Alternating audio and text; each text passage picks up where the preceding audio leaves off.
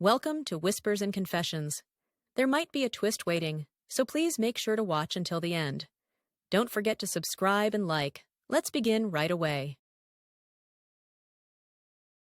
The soft lighting in the room only heightened the tension I felt. Couples were scattered throughout the space, some engaged in intimate conversations, others already physically close. Their faces showed a mix of nervousness and anticipation as they got to know each other. In the dimmer corners of the room, some couples had become completely wrapped up in each other, partially undressed and lost in their own private world. Soft sounds of pleasure filled the air as some pairs moved their relationships to a more physical level, making the atmosphere even more charged. As I took in the scene, I felt overwhelmed by a mix of shock, excitement, and raw desire. My usual moral compass seemed to shut down completely. Any rational thought had disappeared, replaced by pure instinct. The heated atmosphere and intimate sounds broke through my final defenses. Hi, I'm Michael, 53 years old. My wife Melissa is 50, and we've been together for 25 wonderful years. Our two children, both our eldest son and younger daughter, are married now with their own families and living independently. This should have been our time to enjoy life as a couple again, but instead, Melissa and I have become like strangers under the same roof.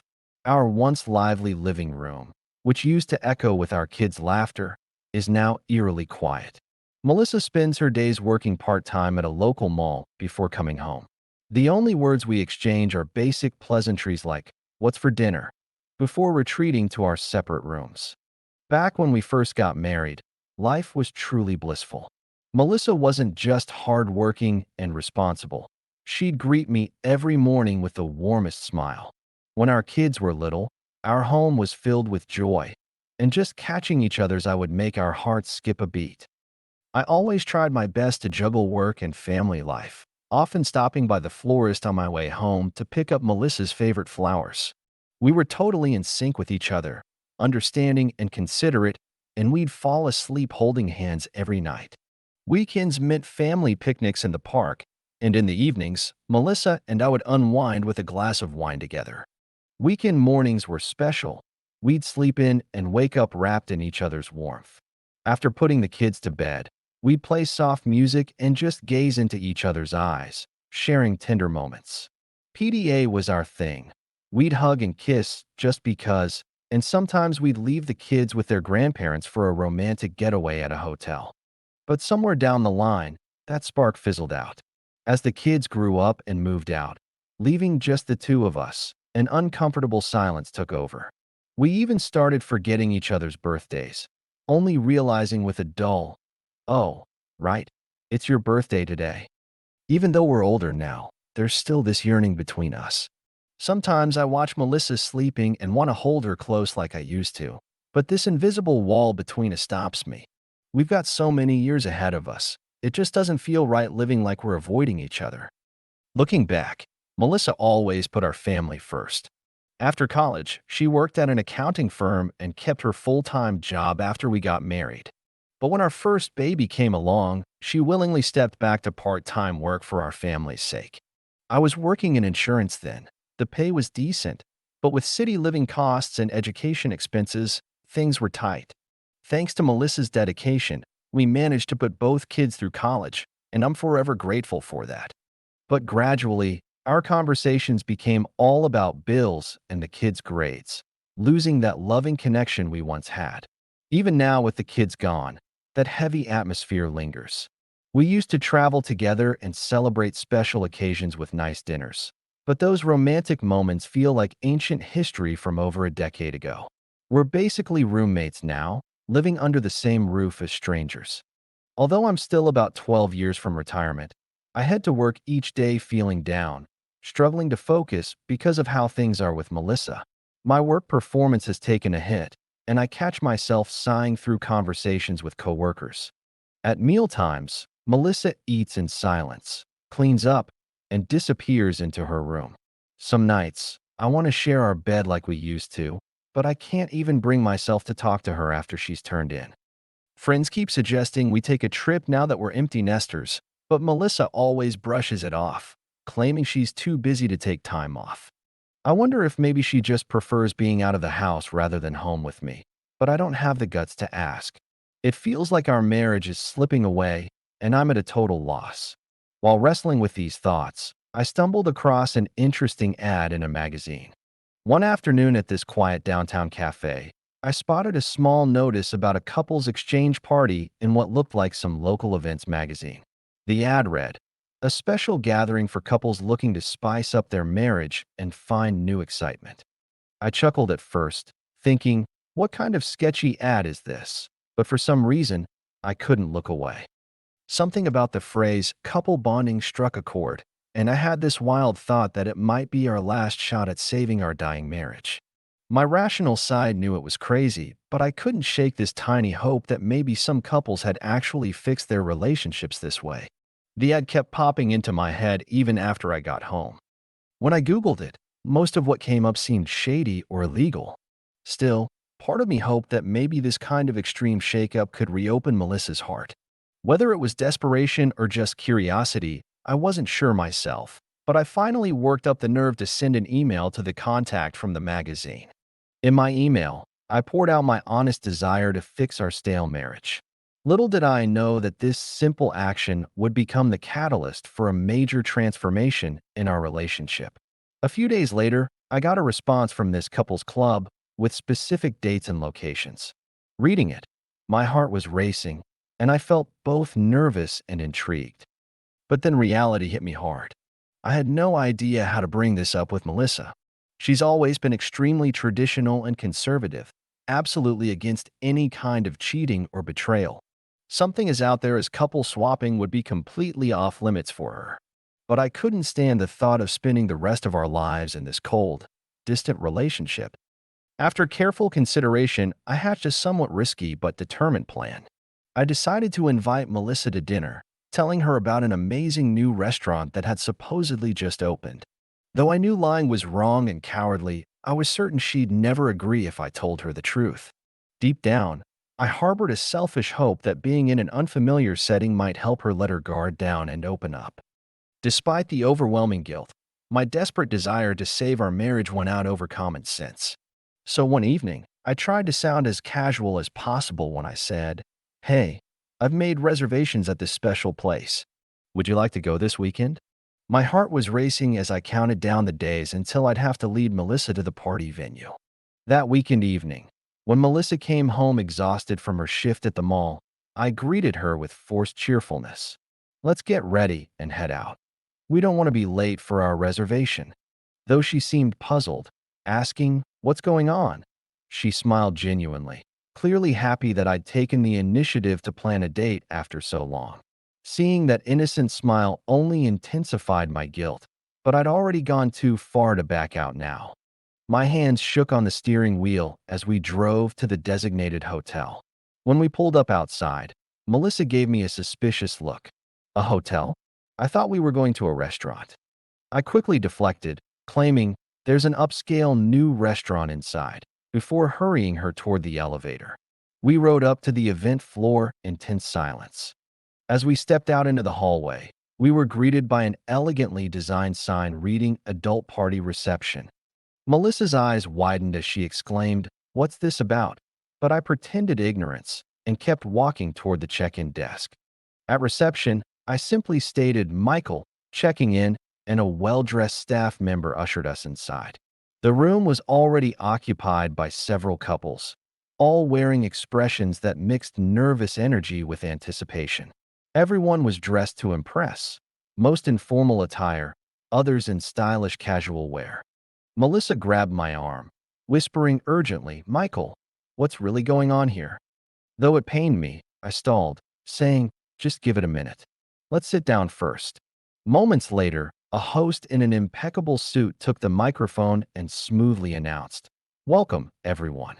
Tonight's gathering is for special couples seeking to break free from marital monotony and discover new excitement." While scattered applause and knowing laughter rippled through the room, all color drained from Melissa's face. "Michael, what have you done?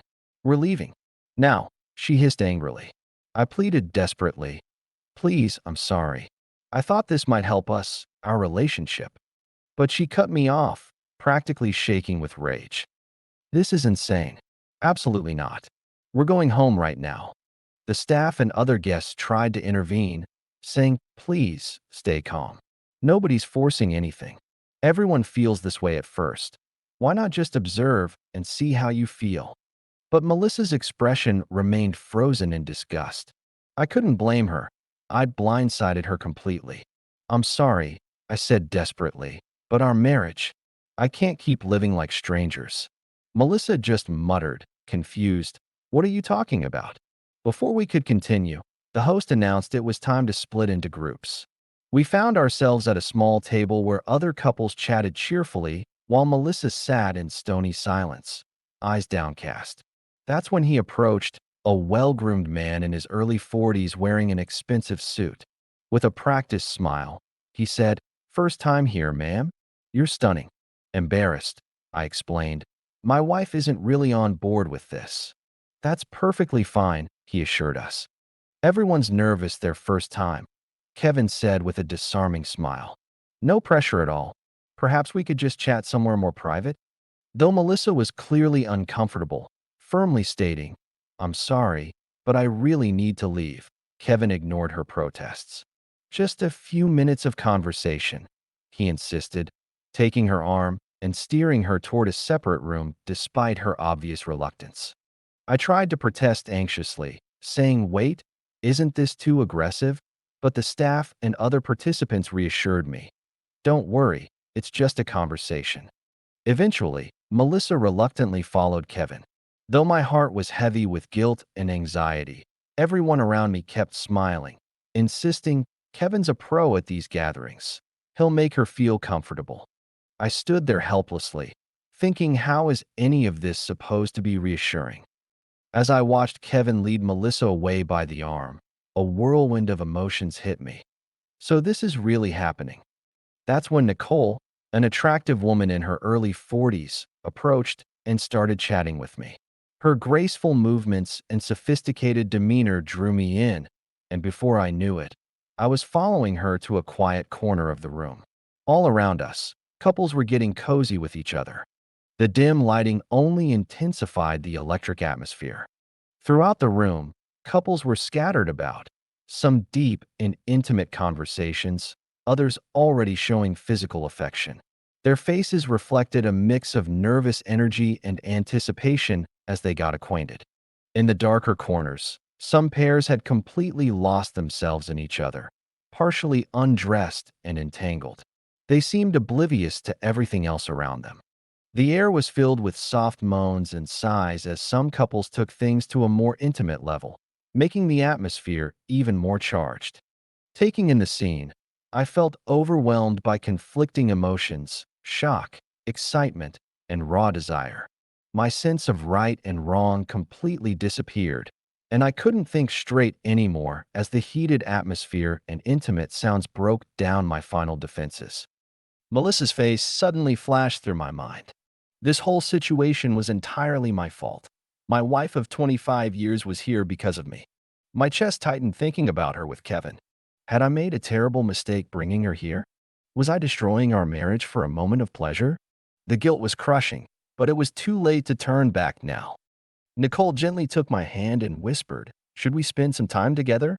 Though my mind raced, "Here? Now." It felt like the natural progression in this environment. I pushed aside my better judgment and gave into the moment. When I softly replied, "Yes," Nicole leaned in and kissed me. The background music mixed with sounds from other couples created a dreamlike atmosphere. After so long without passion, I lost myself in the moment with Nicole. Her elegant movements and sophisticated allure drew me in deeper. As she settled onto my lap on the couch and deepened our kisses, I could feel others watching, which only heightened the thrill.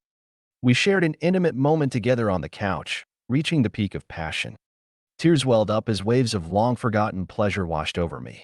It felt surreal, and my whole body trembled. I felt young again, caught up in an excitement that wouldn't fade. The intensity built until I reached multiple peaks of pleasure, as if making up for years of loneliness all at once. Nicole whispered in my ear with a satisfied smile. That was incredible. Still dazed from the intense experience, my thoughts drifted to Melissa and what might be happening with Kevin. As I left the room, still basking in the afterglow but worried about my wife, I spotted Melissa and Kevin at the end of the hall. Her usually perfectly styled hair was tousled, and her typically pale complexion was flushed. It was clear she'd had a similar encounter with Kevin. When our eyes met, I wanted to speak but couldn't find the words. Melissa hurried past, avoiding my gaze. Just like that, we'd experienced our first partner swap. Though it began with reluctance, we both ended up being intimate with different partners. During the silent drive home, Melissa finally spoke, her voice ice cold. I can't believe you did this to me. I couldn't respond. Back home, she seemed more defeated than angry. She looked at me like I was a stranger, and we slept in separate rooms. This should never have happened. How dare you make this decision without me? She muttered. My heart was breaking with guilt and regret. Though I apologized sincerely, promising we'll never go back to a place like that, Melissa just replied curtly, "Don't you ever dare suggest something like that again," and refused to say another word. A few weeks passed as I tried to get back to our normal routine. Then out of the blue, Melissa hesitantly asked, "Have we gotten another party invitation?" I couldn't mask my surprise. "No, I'm not planning to go back," I said firmly, but her response caught me completely off guard. After a thoughtful pause, she declared, "I want to go again." Stunned, I asked, "Why?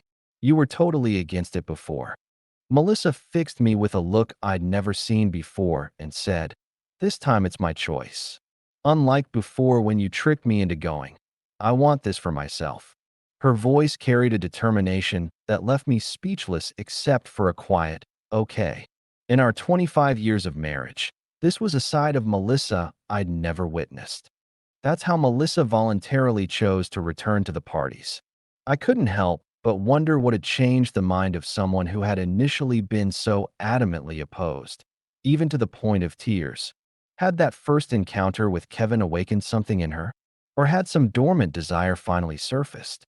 The truth both frightened and intrigued me. We reviewed the email and picked a date. This time around, everything was above board. No secrets, no deception. Melissa made an informed decision to attend the swinger party. When we arrived at the upscale villa, other couples greeted us warmly. The hostess gave us a knowing smile and asked, "Welcome back. I see your wife has had a change of heart." Melissa's calm yes spoke volumes. But when we got home that night, I barely recognized Melissa. Gone was her usual collected demeanor, replaced by flushed cheeks and quick breaths. When I carefully probed, "How was it?" she simply murmured, "Fine." But the slight smile playing on her lips told a different story. After that night, everything changed. While she maintained her professional life during the day, she transformed at night, filled with an electric energy I'd never seen before. Her eyes would light up as she'd ask, "Any word about the next party?" When I'd mention, "Well, there might be one next week," she'd eagerly respond, "We have to go." This new version of Melissa left me reeling. The woman who had once been so adamantly against these parties now couldn't wait for the next one. I couldn't help but wonder if Kevin had left such an indelible impression. Of course, continuing with the lifestyle meant I'd be intimate with other women while Melissa would be with Kevin and other men. Where most couples might struggle with jealousy or insecurity, Melissa seemed completely at peace. "We're both participating," she'd say matter-of-factly, even declaring, "I'm done holding back. I'm going to enjoy myself." I struggled to process such a dramatic transformation. The Melissa I knew, my dutiful, traditional wife of 25 years, had blossomed into a passionate woman discovering a whole new world of pleasure. As these parties became a regular part of our lives, Melissa underwent a remarkable metamorphosis, as if she discovered a hidden part of herself.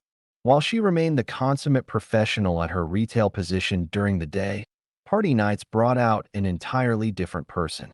She'd spend hours getting ready, meticulously choosing her outfit and makeup, her eyes dancing with anticipation as she prepared. At the parties, men naturally gravitated toward Melissa, and she welcomed their attention with both elegance and enthusiasm. While I spent time with different women, Melissa would disappear into private rooms with Kevin or other men. When she'd return, her slightly disheveled appearance, flushed face, and rapid breathing spoke of intense satisfaction. On our drives home, Melissa would lean back in her seat, tired but wearing a telling smile. Sometimes she'd whisper, "That was amazing," or simply head straight for a long shower without a word. Though our heart-to-heart talks had become rare, Melissa radiated happiness and self-assurance like never before. I too was experiencing renewed vigor through my encounters with other women, and despite knowing how unconventional our situation was, I couldn't bring myself to stop. On the surface, our marriage seemed better. Melissa would bounce around the house asking, "When's the next party?" or "Wonder who we'll meet this time." But this wasn't genuine marital growth. Instead, we'd formed a partnership based on our shared swinging experiences. Though our intimate moments together had decreased, Melissa no longer complained about our daily life, finding satisfaction in the parties instead. This path was worlds away from the romantic reconciliation I'd initially hoped for, and questions about the wisdom of our choices haunted me constantly. While we talked more, our conversations centered around secretive planning. What should we wear to the next party? Or should we coordinate with Kevin? When our kids visited, we had to keep up appearances, hiding this double life they could never know about. Everything had started because I felt lonely. After discovering these swinger parties online, I'd manipulated Melissa into attending, and now the woman who had initially reacted with tears and outrage seemed to have found a new identity there. She'd become a regular participant, fully embracing this lifestyle, and I found myself equally unable to step away, fulfilling my desires with other women. Though imagining Melissa's special connection with Kevin fills me with jealousy, I have no right to object given my own similar arrangements. And so our weeks fall into a pattern: swinger parties at night, followed by retreating silently to separate bedrooms. During daylight hours, Melissa works her mall job while I head to my office, maintaining the appearance of a typical family, all while suppressing our hidden desires. We keep up this secret that our children can never discover, presenting the image of a peaceful household. Though guilt overwhelms me when I dwell on it, I lack both the willpower and courage to end this lifestyle. Melissa and I continue attending these parties under an unspoken agreement, feeling trapped in an endless maze. While our attempt to break free from marital monotony may have led us into chaos and destruction, we persist on this irreversible journey night after night.